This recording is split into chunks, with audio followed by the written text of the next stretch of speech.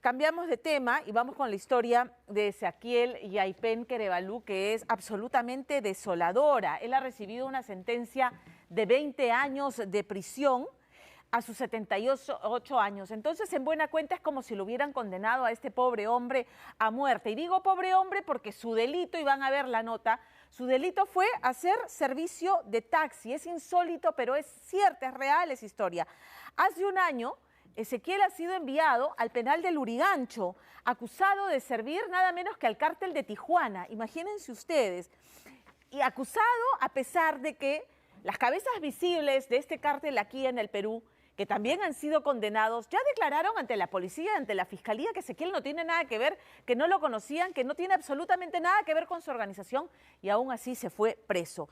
El caso por el que hace 20 años, escuchen además ustedes, hace 20 años pasó poco menos de año y medio en prisión, pese a ser inocente, regresó como un fantasma siniestro en diciembre del año pasado, cuando la policía lo ubicó y lo capturó con una requisitoria en su contra que seguía vigente. ¿Qué pasó? En el 2002, él le hace servicio de taxi a unas ciudadanas colombianas y les entrega su tarjeta porque ellas le dijeron, ¿sabe qué?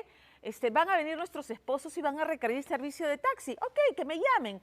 Estos sujetos llegaron, lo contactaron y empezó a hacerle servicios a Lima, y luego también le solicitaron que los llevaran a Chimbote, a Jauja, a Trujillo, y él hizo sus servicios de taxi. Un buen día la policía hace una incautación de más de 1 tonelada de droga, se despliega todo un operativo y detienen a varias personas, entre ellas a Ezequiel.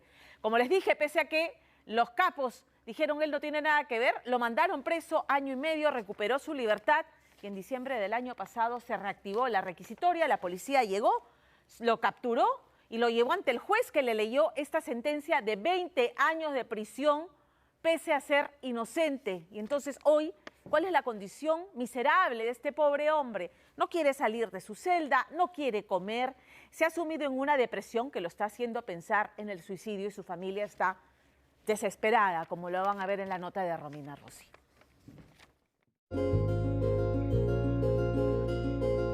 Mira esta tacita. Lo ha hecho él. Esta es una foto que nos tomamos un día antes de su detención. Fuimos a tomar un lonche.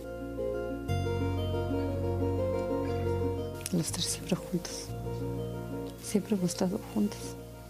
Más de 40 años juntos.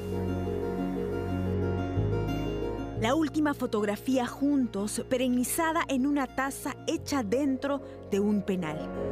La instantánea previa a la abrupta separación de una familia.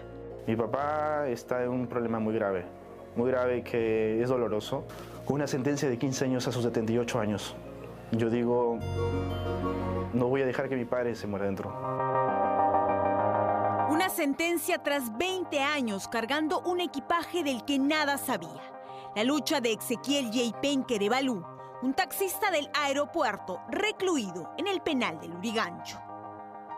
Le saluda Ezequiel Yaipen Kerebalú y estoy recluido en la cárcel. Una cosa injusta. Estoy muy triste y decepcionado de esta justicia. Estoy preso y hace un año por solamente hacer taxi. Nunca he tenido problemas policiales y justo por hacer el taxi una familia que me involucran indirectamente en un caso de narcotráfico. 30 años trabajando al servicio de peruanos y extranjeros que llegaban a Lima, y un día en el que todo cambió. Nunca tuve un problema con él. Es una persona de carácter muy noble. Jamás me dijo una lisura. Nunca me trató mal. Para él, todos los días, siempre he sido su verdita bella. ¿Es acaso ser servicial un delito? Mi papá, bueno, es de una mente tan sana que a veces ya yo, por ejemplo, a mis 30 años, le digo, papá, tienes que tener más cuidado, las personas no son como tú. Me apena tanto que tengamos o agarremos un servicio de una persona que se nota ejecutivo, que se nota bien, que va a un buen hotel, que nos contratan, ¿no? Y que mañana ese sea el pecado mortal. La condena mortal de Ezequiel comenzó un 16 de diciembre del 2022, cuando policías llegaron a detenerlo. Lo encontraron cerca de su casa, en el Callao. Estábamos en la farmacia y volteo y veo que mi esposo Lo detienen, le enseñan una foto y le dicen, ¿es usted? Mi esposo, como es una persona ya mayor y nerviosa, mira su foto y lo veo que se cae. Su ánimo decayó. A sus 78 años habían vuelto por él. Se lo llevarían preso sin darle mayor explicación del por qué lo detenían, después de tantos años. Mi papá estaba enmarrocado efectivamente y me dice, lo vi llorar. Lo vi llorar a mi papá y me dice, hijo, no me abandones. Cuando mi papá me dice eso, yo lo vi a mi padre y que se cayó total. Bueno, no. Entonces me lo entregaron a mi padre y ni siquiera me dieron ni siquiera 5 minutos para poder abrazarlo. Me quedé con mi madre sola. Exequiel fue detenido por la policía al estar implicado en el cártel de Tijuana. En el 2002, a este taxista lo involucraron con narcotraficantes mexicanos, colombianos y de otras nacionalidades, a los que la DEA le seguía el rastro. ¿Cómo fue que un taxista con años trabajando en el aeropuerto terminó siendo parte de una de las bandas de narcotráfico más grandes de América Latina? Él hace movilidad a las esposas, a las esposas de estos señores. En una conversación le preguntan que sus esposos iban a venir de viaje, que eran de Colombia, y si los podía movilizar. Mi esposo le entrega una tarjetita para el día que en cuanto lleguen los esposos se comuniquen. Llegaron los esposos y le hacen una llamada a mi esposo para que le hagan movilidad. Y a partir de ahí empieza a hacerle movilidad. Las mujeres que tomaron el taxi lo contactaron con Libardo Montealegre y Marco Antonio Cano González, nada menos que los líderes del cártel de droga. Empresarios pesqueros, así los conoce. Ellos los siguen llamando, señor, movilícenos, por decir, hágame un taxi. Acá empezaron, acá dentro de Lima y Callao, que a San Isidro, Miraflores, a hacer compras. Y él siempre esperaba que ellos hagan sus compras, ellos se acercaban al taxi y los movilizaba, creo que estaban en hoteles. Después, los hombres le solicitaron traslados fuera de Lima, a Trujillo, Jauja y otras regiones. Bueno, le pidieron un taxi primero para Chimbote, porque tenían que pagar unos proveedores. Él, como hace muchos años trabajó en Chimbote y vivía en Chimbote, conocía, muy bien Chimbote. Le dijo que sí. A él no le han dado cantidades de dinero, que se derrumbraba a mi esposo por el dinero, no. Fue precisamente en Chimbote donde la policía peruana halló un cargamento de más de 1 tonelada de clorhidrato de cocaína en una embarcación que tenía como destino México. La droga pertenecía al cártel de Tijuana. Una organización que tenía solo en Perú un total de 120 personas entre peruanos y extranjeros que producían, acopiaban y enviaban cocaína al país charro. Todo bajo la fachada de una fábrica de harina de pescado instalada en Chimbote.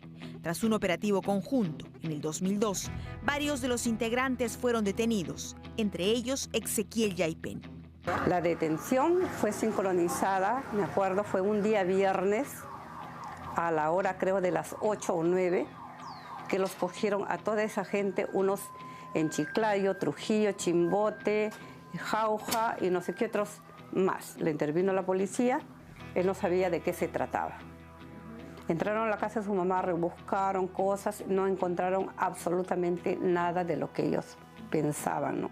Jamás encontraron nada de nada. Exequiel Yaipen fue llevado a un calabozo. Ahí se encontraría con los que se convirtieron en sus asiduos pasajeros, los mismos que dijeron a las autoridades que el noble taxista nada tenía que ver, además de otros detenidos que, en sus testimonios ante fiscalía, incluso negaron conocerlo. Ellos desde ahí le dicen, tú no tienes nada que ver porque tú eres un taxista, y solamente le había hecho taxi a 2, que el señor Cano, el señor Libardo, y yo pensé que en 15 días le iban a dar libertad, puesto que, como le digo, solamente era un taxista. Pasaron 15 días y pasaría 1 año y 3 meses para que Exequiel fuera excarcelado.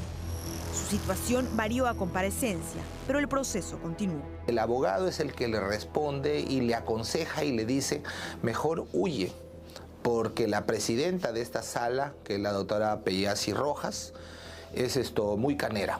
Que ya no vaya a firmar. Que ya no vaya a firmar, que no se presente a las audiencias.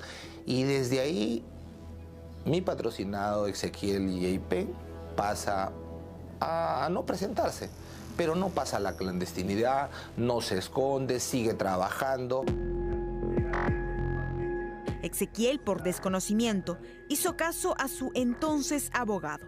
Creyó que se había probado su inocencia. Hasta diciembre del año pasado, cuando la policía lo intervino y se lo llevó en su último viaje en libertad.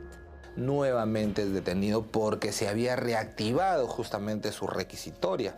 Entonces, ¿por qué? Porque su proceso había quedado reservado en el momento. Reservado quiere decir que no ha tenido esa continuidad. Mi biografía laboral siempre fue limpia, decente, proba e incólume. 5 hijos profesionales. Le suplico, señor, de la prensa que me ayuden a recuperar mi libertad. Motivo, haber sido utilizado por un señor padre de familia, esposa, hijos y amigos, era miembro de una organización de tráfico de drogas que me involucran por mi servicio de respeto, sociabilidad, abuso y de confianza. Una condena después de 20 años, tiempo en el que el hombre de 78 años continuó haciendo su vida. Nunca fue detenido o tuvo algún antecedente en su registro policial y penal. Siguió viajando por el Perú y formó una empresa de taxis con sus compañeros del aeropuerto.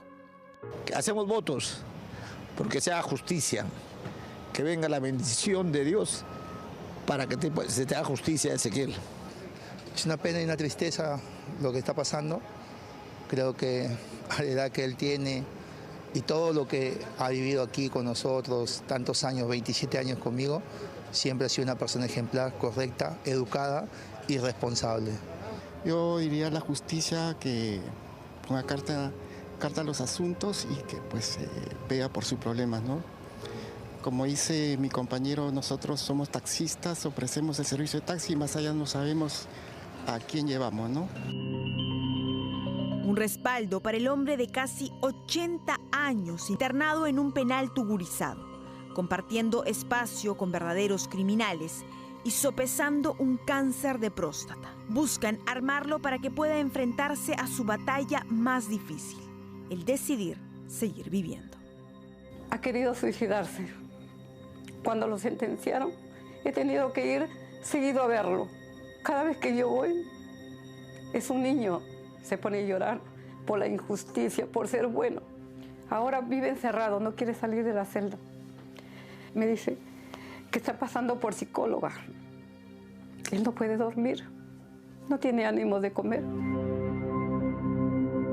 Los pasajeros que ahora viajan permanentemente con este taxista son la pena y el insomnio.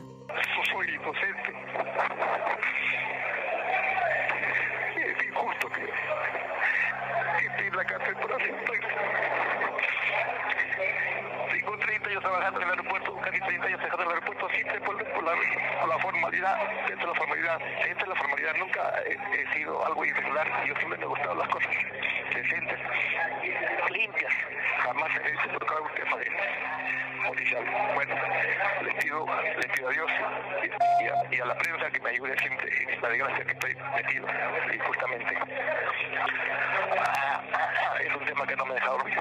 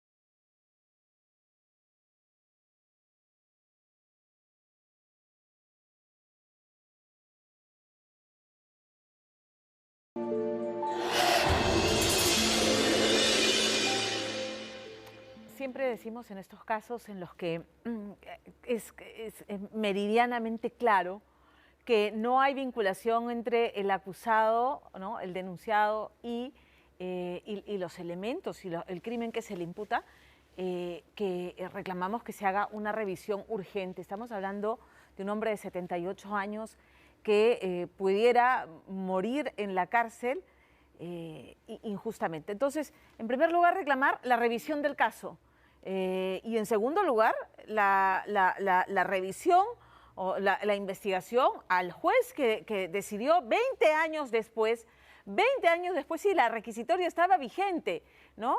Pero 20 años después reactivarla, sentarlo en el banquillo de los acusados y condenarlo pese a que hay testimonios de los responsables diciendo al señor no lo conocemos. La verdad es que nos parece monstruoso porque esto le puede pasar a cualquiera. 20 años, eso es lo que más me llama la atención y sin ningún elemento más llevarlo preso y condenarlo prácticamente a muerte. Esta es la exhortación al Ministerio de Justicia, al órgano de control interno del Poder Judicial, investigar las razones por las cuales esto ha ocurrido y revisar el caso de Ezequiel Yaipen. Vamos a